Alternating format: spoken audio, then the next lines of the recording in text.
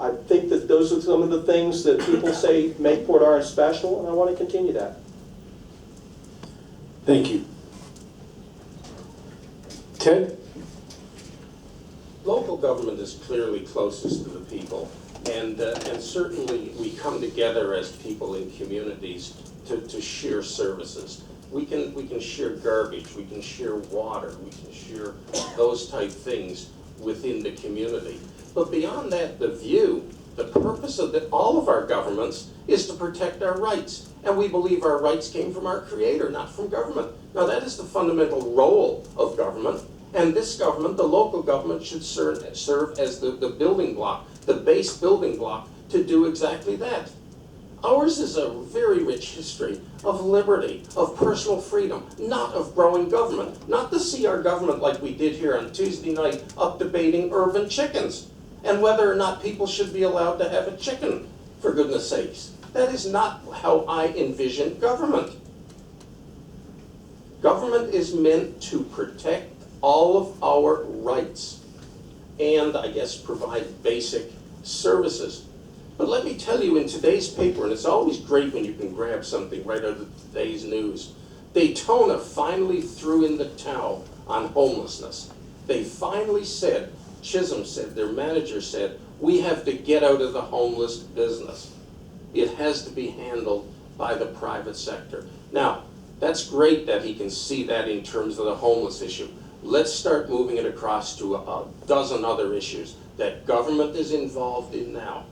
Government can rarely provide something as effectively or as efficiently as the private sector. Now, I hold that to be a belief on which I've modeled my whole life, and I will carry it to this dais if elected. Government needs to roll back, and if it doesn't, we're not going to be able to afford government. We heard here a moment ago people talk about all of the needs we want, and then the fact that we're running out of money. Well, I guess we are. Thank you. Don, the second half of that question.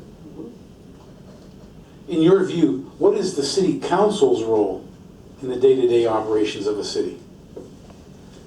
In the day-to-day operations of a city, the role of the council is very minimal because the council sets policy. The day-to-day operations, we hire a city manager to do operations.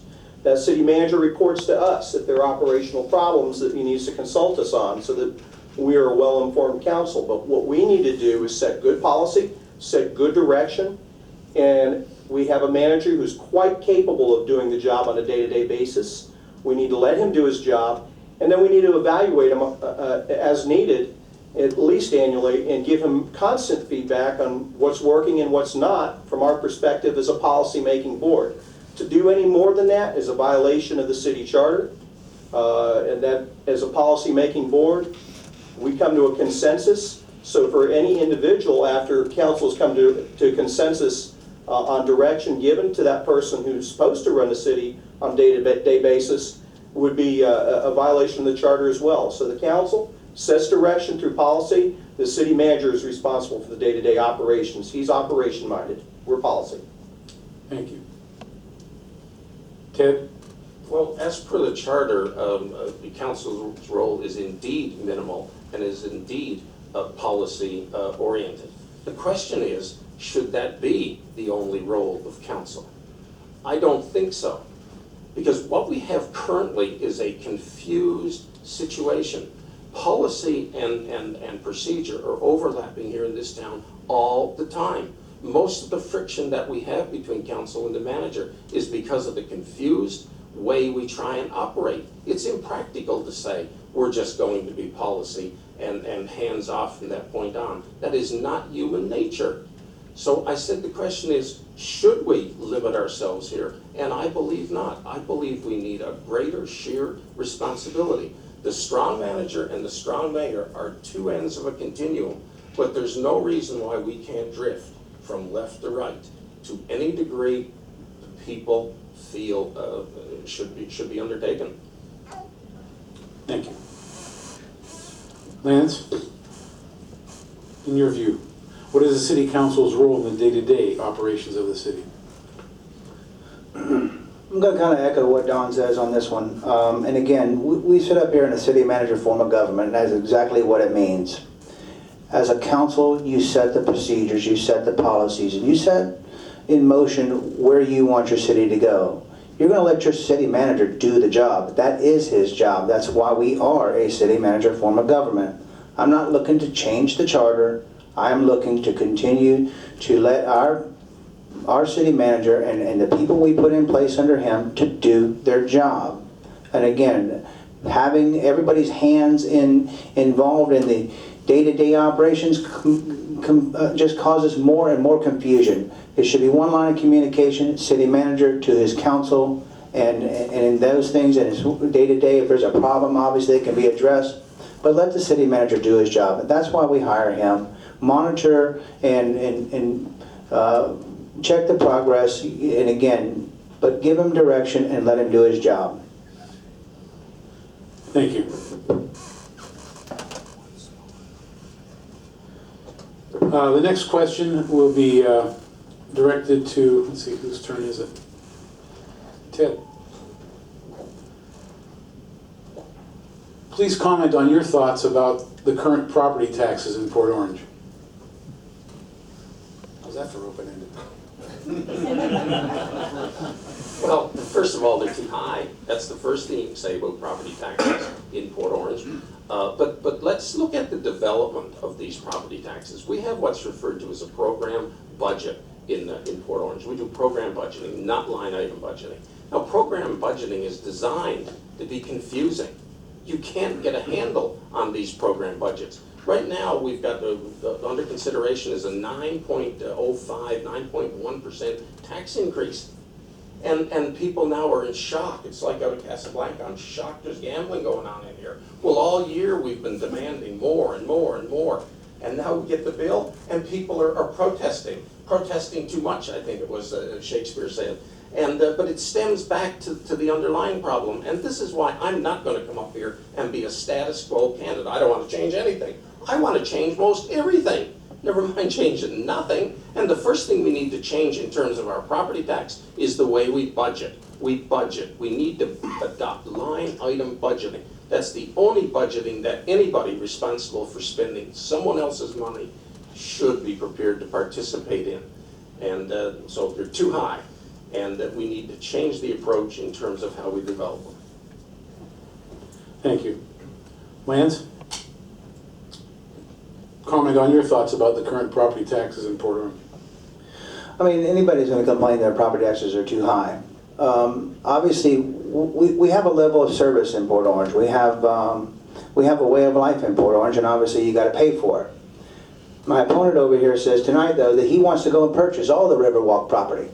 So you're going to purchase the property, and I don't even know to guesstimate what that would cost in 30, 40, 50 million dollars, and then take it off the tax roll and then pay to maintain it. But yet, our property taxes are too high. So you're going to have to provide a balance of having the development and of commercial, the development of the Riverwalk project, and these other basic balance of development to be able to offset the quality of life that we have in Port Orange. You're not going to just put the burden on the residents. You're not going to go down there and buy the Riverwalk at $50 million and maintain it and then expect the residents to not pick up the tab. And it goes back to the $3,000 water bill. So my opponent over here on the $3,000 water bill just says let the other residents pick up the tab, but yet we want lower property taxes. So you're not going to have both. So are they too high? I mean, we haven't had an increase, I don't think in 6 years, we haven't had an increase as far as actual property taxes versus the rollback rates, etc. So obviously, when you're spending government money, you want to be tight, you want to be efficient, but we also have a level of service that we have to pay for, so we have to have a good balance. Thank you. Don, your comments on property taxes? Well, first of all, let me preface my comments about taxation by saying, if you want a quality city, you have to be willing to pay something for it. No doubt about it. Personally, I think 99 cents a day to get police, fire, garbage pickup, water coming to your house, parks, rec, roads and all the things that we do is not too high a price to pay. One of the problems we've had in this city in the past is that we stagnated. The best companies in the world, in the private sector, when they stagnate, when systems of continuous improvement don't exist, they have problems. And we went through that. We now have turned a corner. We have systems of continuous improvement in place. We have achieved efficiencies. And we're still working on others. There's much more to do. But 99 cents a day, I don't think is a bad bargain. And honestly, the one person sitting up here with me tonight who's paying 99 cents a day is paying 11.3% less in millage rate. When you say millage rate goes up and down with values, but that's actually 10.9% less than the dollars he paid in 2010 before I came on council. Adjust that for inflation, he's paying 19.4% less in dollars than when I came on council. He's paying 34.4% less than he did in 2005. And I really like for Ted to say thank you to me for doing this for him, since he's paying approximately the same dollars he did in 1999. And I'll sit here and say, no, we're not done. We're not done. We've got to do more. You've always got to look for efficiencies, and that's how you improve the tax situation in Port Orange. Thank you.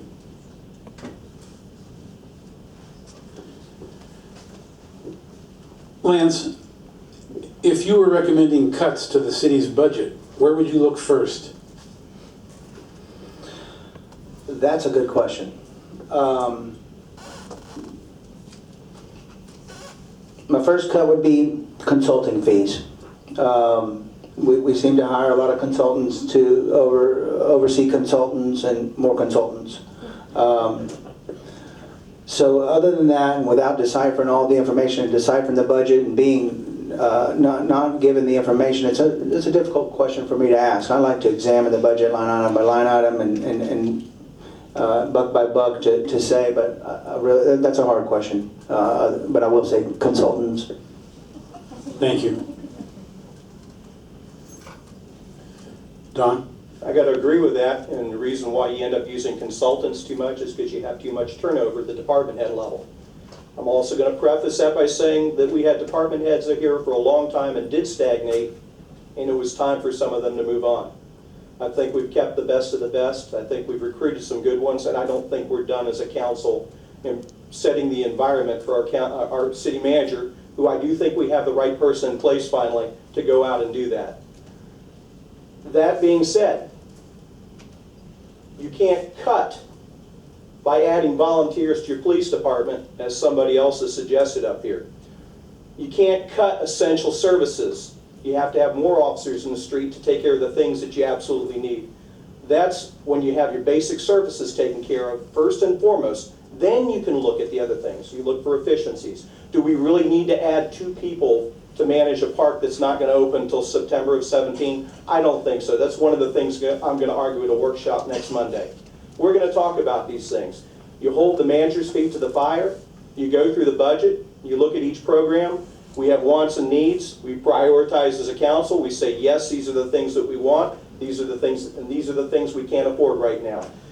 These are the things where you step them in. You don't do everything all at once. It's okay to say that, yes, I want to do all these things, but I can't afford to do them all this year. Quite frankly, when you try to do too much at one time, you end up not doing anything very well. So you have to look for efficiencies in each and every department. The manager has to challenge his department heads like he's done in the past so that the council can come back with a balanced budget that doesn't hurt the citizen. Thank you.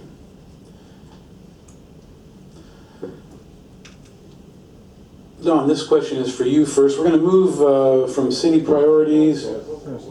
Oh my gosh. Excuse me. I stand corrected. That was my oversight. I apologize. Ted. Yes. If you were recommending cuts to the city budget, I'm good. What would you look at first? My opponent right next to me actually comes to these debates and tells you all that he will do his homework right after you give him the job.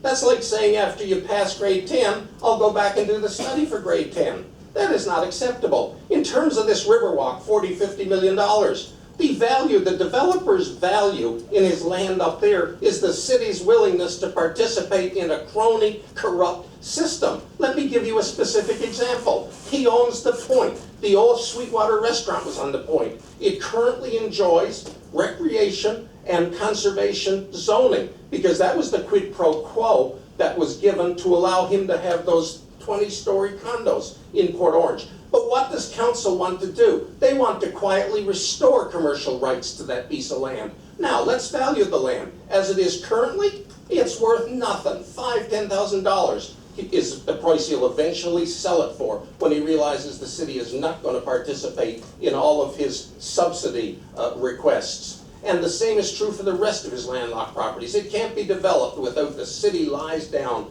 on the taxpayer's interest. Now, the other gentleman down there wants me to thank him for our taxes. Well, they can't have it both ways. On one hand, we got the highest millage rate in all of Florida, and the other hand, on the other hand, 99 cents a day is a great bargain. Look, at the second last debate we had, there was a throwaway question. Who all would support a dog park with a swimming pool for the dogs? These two gentlemen said they would support a swimming pool for dogs. There's nothing they wouldn't spend your money on and say it's all quality of life.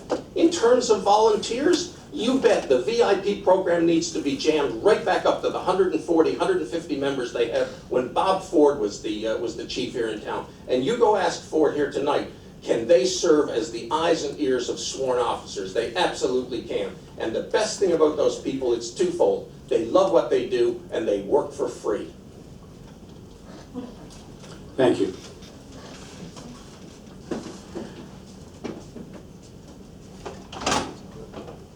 Don, we're going to move now from city priorities to economic development. As we approach build-out in Port Orange, what type of development do you think we as a community should be working to attract? Well, first of all, I think you have to keep in mind you want a balanced city. If you have too much of either residential or too much of business and you get out of balance, too much business can affect the quality of life of its citizens. If you don't have enough business, then the residents are obviously going to have to pay more in taxes because you don't have a balanced tax base. I think we've done a pretty good job of bringing the 2/3, 1/3 ratio of residents and businesses into play. Take a look at what Deltona went through and what they had to do with taxation the last few years, because 98% of that city was residential development. That being said, economic development involves certainly working with your partners, whether it be the Chamber of Commerce, the Volusia County Economic Development Corporation, the people who are supposed to recruit businesses to your area. But once you set the climate in place for business, then you let people do what they do best. Let entrepreneurs be entrepreneurs. You set the climate and then you bring them in. As far as keeping the city in balance so that it happens, we do seriously need to take a look at the east side of the city in the way, and we've got a Ridgewood Avenue redevelopment plan on the books. We need to slowly brush the dust off and get into play. Because if you let communities slide, then obviously you're not going to be able to attract good business, because it doesn't matter what I say to sell my city. If you don't have the demographics that supports good business, then obviously you're not going to be able to keep that in balance. So we absolutely have to support the neighborhoods on the east side with redevelopment efforts to help attract the types of businesses that will support them as they improve their neighborhoods. Thank you. Ted, want me to repeat the question? Sir. As we approach build-out of Port Orange, what type of development do you think we as a community should be working to attract?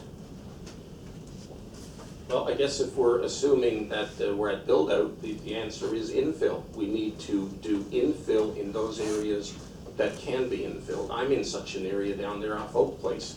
I have room for 3 more buildings down there. Should add no additional costs to the city. The roads are in place, the infrastructure's in place, but yet the infill should be nice. Down on US 1, I think we definitely need to try and consciously try and attract ALFs. They're clean, they're pretty much problem-free, and we need to go after them. Never mind entertaining thoughts from people who want to put them in places where they're not a good fit. Herbert Street being an excellent example. It's congested to begin with, and we just don't need any more. But US 1 would seem to be a prime area for that. Beyond that, I believe we need to have reasonable zoning laws, and we need to stick with our zoning laws. This PUD and PCD, we've over 100 of them in the city, and all of them are different.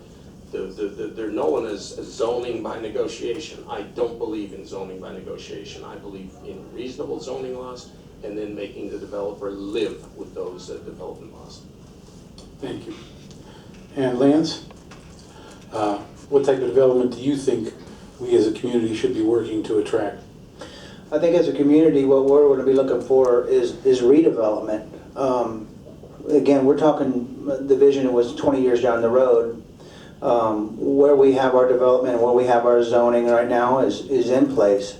So what we need to address is the east side, the Ridgewood corridor. And again, if we can get the Riverwalk and get some shovels in the ground at the Riverwalk to attract more redevelopment of the US 1 corridor, I think that's very important to the community. Yeah, I mean, we have the infill areas, and again, those places are already designed, but in my vision, it's about redevelopment, not necessarily new development. Thank you. Okay.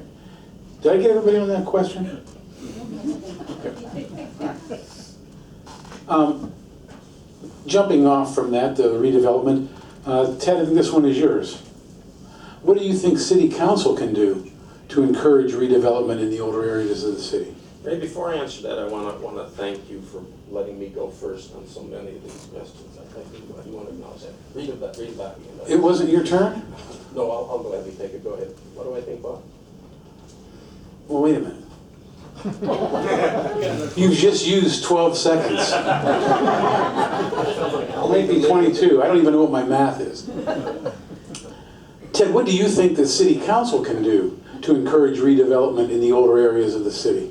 Stay out of the way. Since when did it get to be government's role to start creating jobs, creating businesses, and whatever? Just set the table. Put the laws in place that are clearly understood, and let's let business have at it. It's business, not government. So get out of the way would be my answer, right? Okay, thank you. Lance, tell me, what do you think the City Council can do to encourage redevelopment in the older areas of the city? I'm going to be exactly the opposite of my opponent. What I'm going to say is the responsibility is going to be to be a partner, to be flexible, to be inviting. What we have in a lot of these areas are, we have non-conforming properties anymore. We have lots that are too small. We have US 1 got wider. You know, there's all these things that have happened over time that have created these properties to go down in value and to be less desirable. So as a council,